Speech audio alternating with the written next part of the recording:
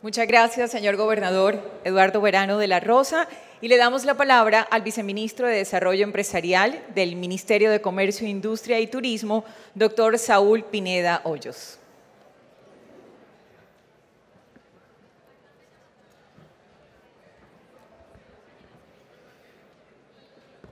Buenas tardes para todas y para todos. Señora ministra Ángela Orozco, señor presidente de la ANDI, Bruce McMaster, señor gobernador Verano de la Rosa, señor director de la Cámara de Usuarios de Zonas Francas, Edgar Martínez, señor presidente de la Cámara de Usuarios de Zonas Francas, Diego Vargas, señora directora de la Cámara Logística y Portuaria de la ANDI, Carolina Herrera, la auténtica, como yo le digo, amigos de las cámaras de logística y portuaria y, por supuesto, amigos de las zonas francas. Yo quisiera decir que cuando venimos de la academia, algunos funcionarios del Estado, sobre todo aquellos que estamos más en el ámbito técnico, podríamos tener la tentación de hacer de analistas en cada intervención pública que hacemos. Yo, por supuesto, acabo de ser eximido de esa condición, primero por la contundencia de las cifras que Bruce mostró en su presentación sobre el crecimiento económico, y en segundo lugar, porque más allá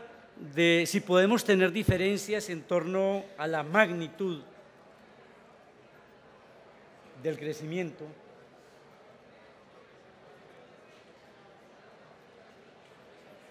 dificultades con esto, o en torno a la suficiencia de ese crecimiento,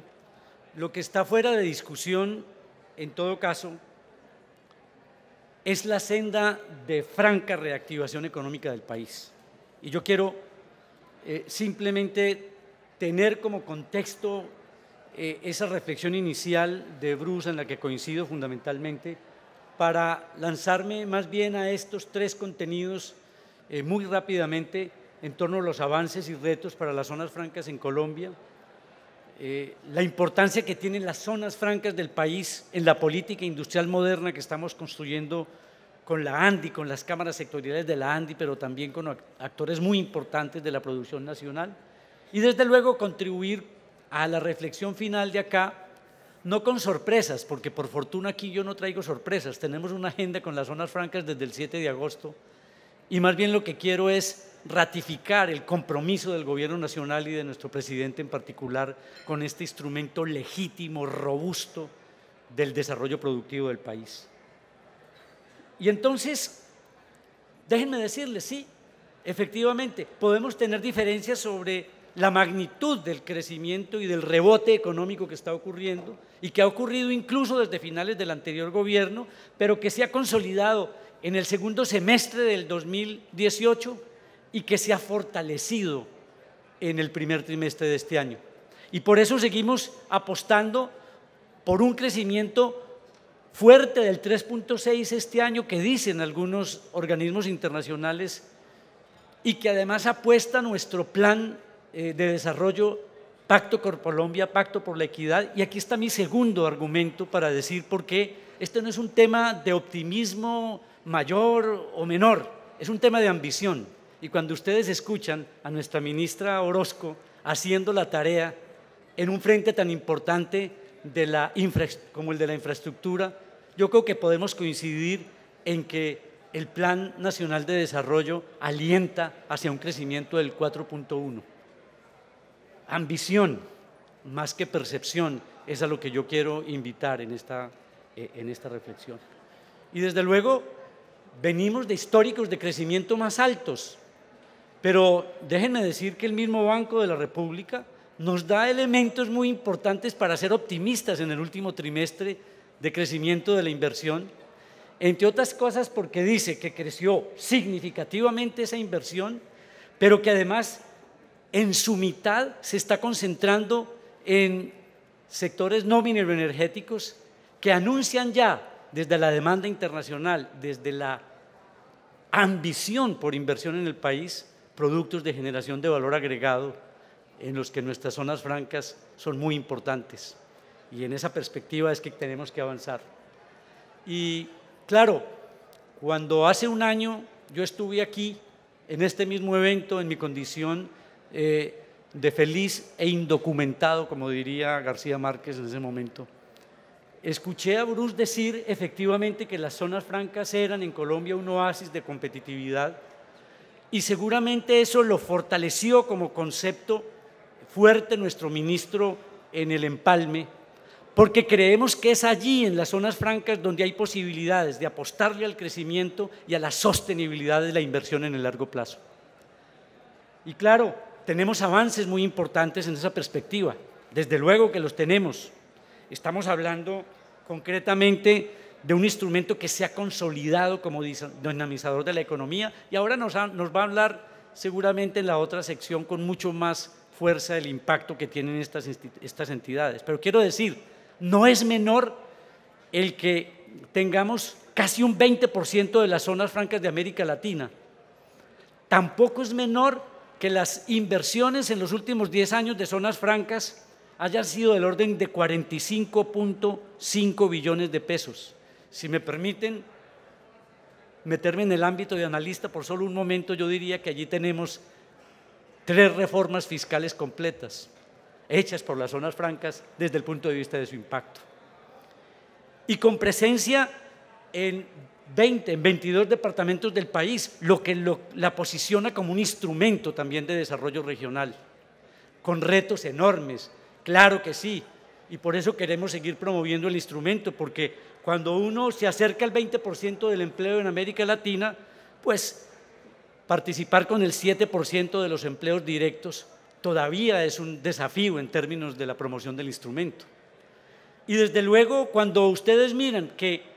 en términos de dólares de exportaciones por empresa estamos a la mitad del resto de las zonas francas de América Latina, aquí también tenemos un desafío. Entonces tenemos un balance de retos y oportunidades que es el que yo quiero abordar en esta dirección. Y por eso es que hemos pensado efectivamente que las zonas francas tienen que constituirse en un instrumento muy poderoso de nuestra política industrial. Tenemos en el marco del capítulo que hemos llamado Pacto por el Emprendimiento, la Formalización y la Productividad, en el marco del Plan Nacional de Desarrollo, 6 grandes líneas objetivo para promover una política industrial moderna que tiene enfoque territorial, que como lo reclama la ANDI, también tiene pactos sectoriales, allí donde vemos oportunidades de crecimiento en sectores específicos, con cláusula de salida ciertamente, pero apostando a pactos sostenidos en el tiempo. Y por eso queremos incidir en el mejoramiento del entorno competitivo nacional, en promover el emprendimiento y la formalización dentro de un marco de inclusión, mejorar desde luego la productividad del tejido empresarial, porque la productividad ha sido el bien más escaso del crecimiento económico de estos últimos 15 años y así hemos hecho consenso prácticamente todas las instituciones del país, porque queremos promover la innovación empresarial, ampliar y consolidar mecanismos de atracción de inversión y desde luego consolidar nuevas fuentes de crecimiento como las exportaciones, como la economía naranja desde luego y el turismo al que vamos a apostarle de manera profunda. Pero aquí no estamos partiendo de cero y en eso yo quiero ser muy preciso. Tenemos como marco la Política Nacional de Desarrollo Productivo que en su momento correspondió al COMPES 3866 del 2016, a la estrategia industrial propuesta por la ANDI en sus 2 reportes que fueron muy importantes y han sido muy importantes en la construcción de esta política y desde luego el Plan Nacional de Desarrollo que es nuestra guía en esta materia. Pero miren ustedes por qué nuestra apuesta es de fondo. Porque al 3866, COMPES de Desarrollo Productivo, le faltó la audacia de poner a las zonas francas como un elemento estratégico del desarrollo productivo. Esa es probablemente la única enmienda de fondo que estamos sugiriendo en esa política de largo plazo, porque en lo sustantivo seguimos recogiendo opiniones y consensos que han sido construidos desde atrás, y en eso no nos equivocamos. Nosotros queremos construir sobre lo construido y desde luego adicionar elementos nuevos en lo sectorial y en lo transversal para enriquecer esa política. Allí tenemos 25 herramientas. Ustedes ven allí algunas que van desde la agilidad en trámites y análisis de impacto normativo para que pensemos en abogacía de la productividad de nuestras normas, hasta desde luego la estrategia de exportaciones y de diversificación de exportaciones como un elemento clave. Pero repito, poniendo como un elemento central las zonas francas en materia de nuestra línea de inversión y de desarrollo productivo. Y entro en materia de lo que a mí me parece en este momento más estratégico conversar con ustedes, sin perjuicio de reiterar la importancia de que esta política de desarrollo productivo moderna que estamos construyendo de la mano de la ANDI, de sus cámaras sectoriales, del Consejo de alto nivel consultivo de desarrollo empresarial, que también fue una iniciativa de la ANDI en su momento y que ya llevamos 3 escenarios de esos con múltiples miradas, y por supuesto allí quiero decir de nuevo y reiterarlo, las zonas francas cumplen un papel central. Miren, no es nada nuevo. Aquí veo caras muy conocidas con las que hemos trabajado y nos la hemos jugado a fondo por este instrumento desde el mismo 7 de agosto del año pasado. Hemos venido trabajando sobre la base, como lo dije en el almuerzo con algunos de ustedes, de que cuando llegamos el 7 de agosto nos encontramos con una ley 1004 del 2005 que eran 5 páginas, convertida en un decreto reglamentario de 102 páginas que incluso eliminaba algunos incentivos específicos para las zonas francas y llenaba de procesos el acceso a nuevas zonas francas o a la continuidad del régimen. Hoy podemos decir que en 2 escenarios de discusión desde febrero hemos venido construyendo un decreto de prórroga del término de declaratoria de las zonas francas que nos permita primero darle seguridad jurídica al inversionista, garantizando que en todo caso las zonas francas permanentes tengan una vigencia hasta de 30 años y en todo caso las zonas francas uniempresariales lo puedan tener hasta 15 años.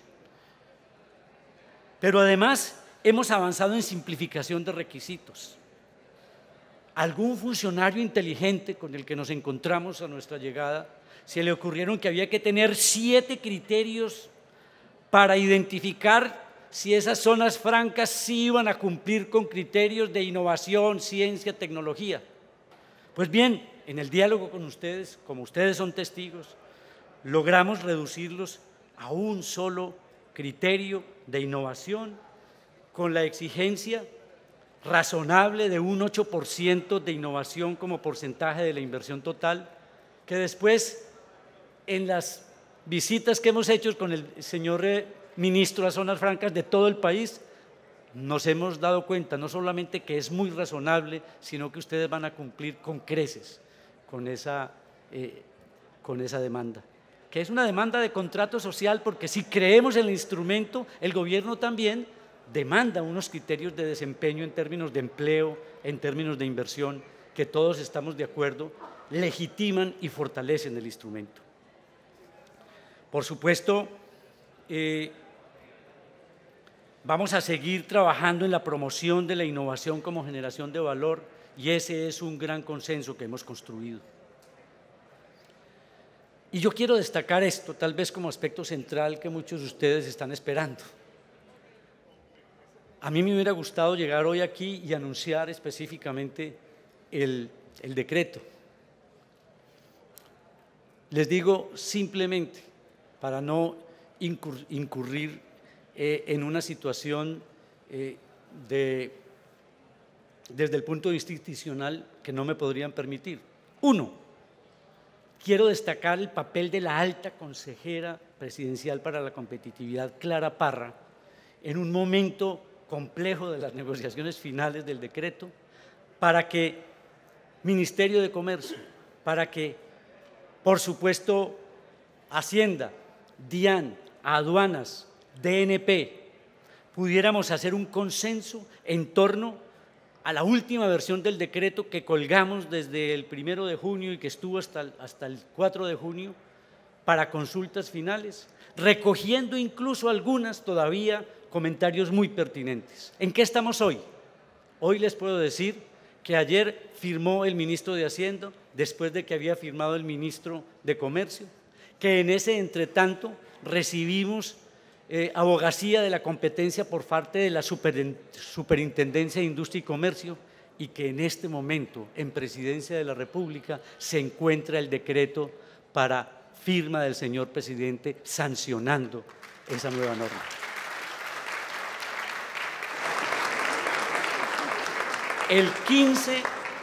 Hace 15 días el presidente se comprometió con Bruce y con todos ustedes en la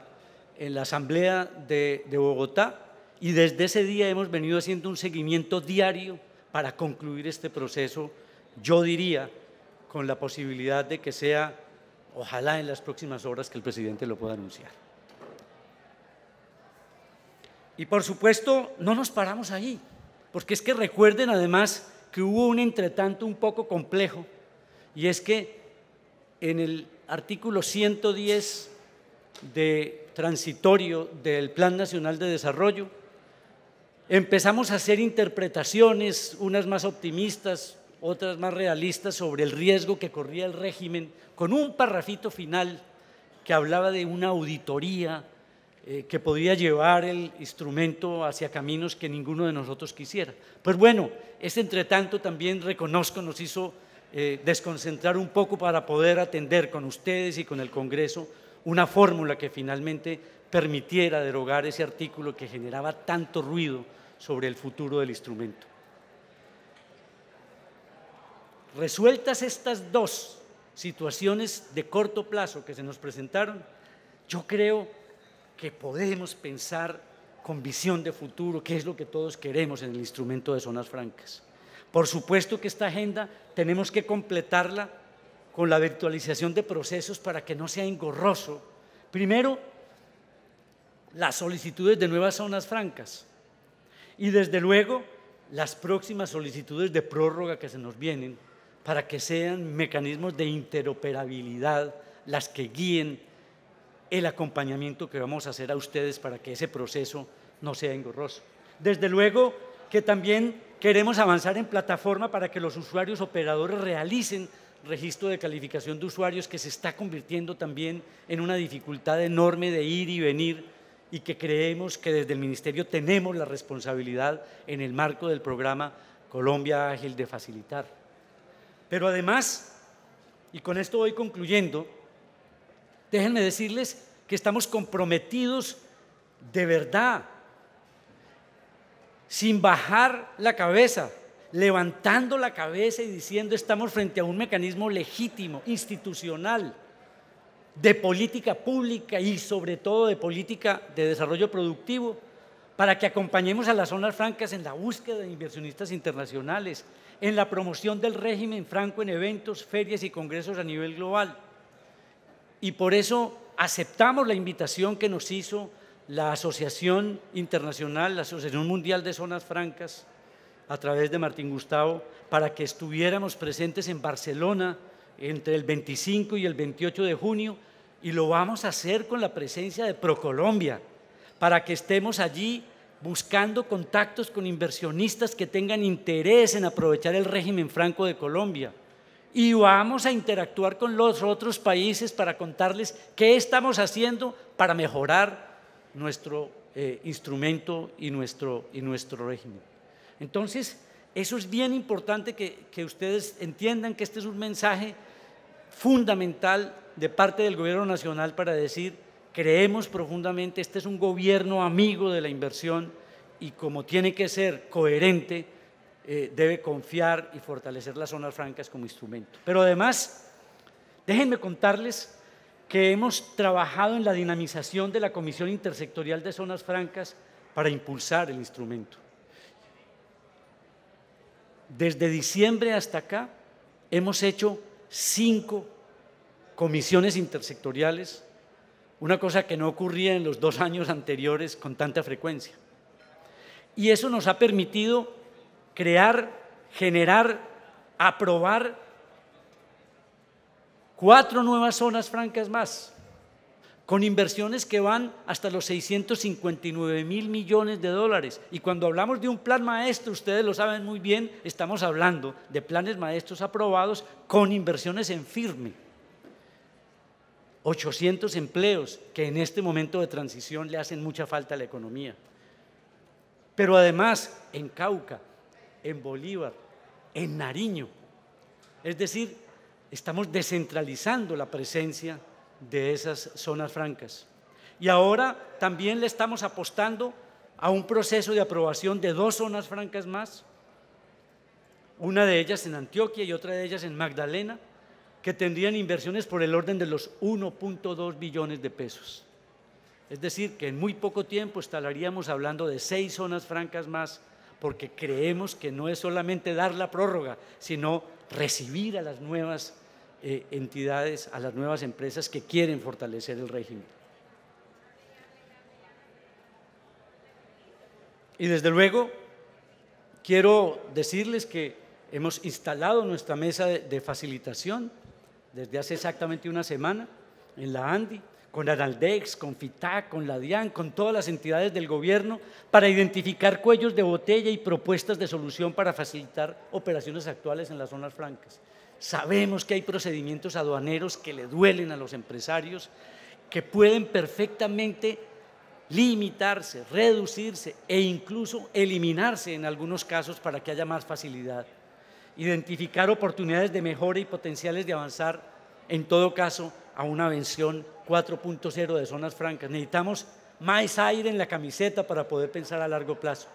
Y eso es lo que queremos hacer. Esa es la agenda que tenemos. Una agenda que voy a tener que enriquecer con algunos de los elementos que planteó Bruce al final de su presentación. Y eso es lo bueno de hablar al final. Claro, por supuesto que queremos trabajar en e-commerce, pensando en una regulación que habilite mayor volumen de transacción desde zona franca y particularmente facilitación aduanera para que las transacciones internacionales y los pagos electrónicos sean una realidad desde zona franca. Por supuesto que queremos trabajarle a las nuevas tecnologías, porque ustedes están allí, porque en las apuestas productivas regionales, me lo hacía notar Juan Carlos y después lo comprobó el estudio de Hernando José, sí están en las apuestas regionales, las zonas francas, y eso legitima más su presencia regional. Y desde luego queremos avanzar en los conceptos de bioeconomía y economía circular al interior de las zonas francas. Tenemos la responsabilidad desde ahí de seguir el postulado que nos ha hecho el señor presidente de producir conservando y conservar produciendo, y las zonas francas son un escenario idóneo para la sostenibilidad, lo cual va a legitimar todavía mucho más estos instrumentos. Y desde luego, la palabra productividad aquí se asocia con nuestras fábricas de productividad. Queremos que este año, de las 1000 empresas que vamos a atender en el país, un número notable de esas empresas vengan de zonas francas. Estamos trabajando en la Sabana de Bogotá en esa dirección, pero queremos hacerlo también en el Valle del Cauca, en Antioquia, aquí